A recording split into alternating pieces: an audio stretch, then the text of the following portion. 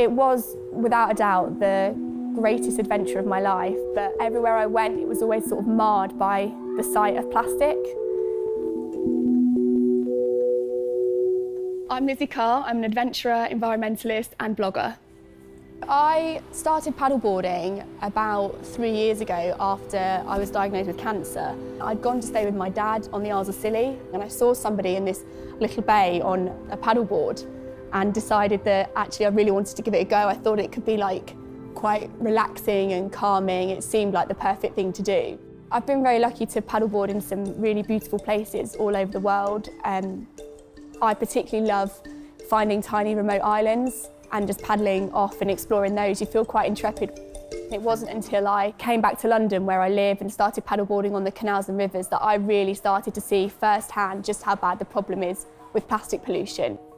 Last year in 2017, I became the first female to solo paddleboard across the English Channel. The fundamental point of that entire trip was about understanding where plastic starts inland, ends up in our oceans, and once it has broken down, it turns into microplastics. And actually, studies have shown that there's now plastics in the human food chain through the fish that we're eating. By 2050, there will be more plastic in the ocean by weight than fish. That's the wake-up call that people need, and when they hear that, I think something clicks. In 2016, I took on my first sort of major endurance challenge, and I paddleboarded the length of England, so it's 400 miles from the south of the country to the north through our connected waterways. The idea behind the challenge was to photograph and geotag every single piece of plastic that I saw on that route. So I was sort of zigzagging along the canals and rivers trying to capture everything, and in total I think there was just over 3,000 photographs that I collected. 80% of plastic pollution starts inland, in our canals, in our rivers, before it eventually flows out into our oceans. Plastic Patrol really started when I was on my own paddling the 400 miles the length of England.